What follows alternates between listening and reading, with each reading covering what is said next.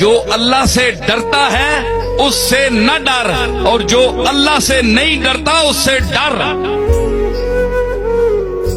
پوچھا گیا مولا اس کا مطلب کیا ہے؟ فرمایا جو اللہ سے ڈرتا ہے وہ کبھی تجھ پر ظلم نہیں کرے گا،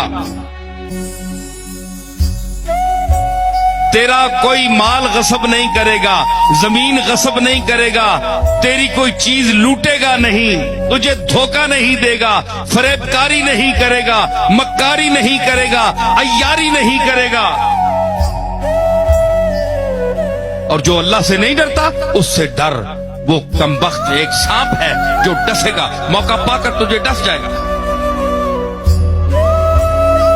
یہ علی المرتضیٰ کا ارشاد مجھے چلتے چلتے یاد آ گیا۔ تو کیا ہے اللہ سے ڈر؟ کیوں؟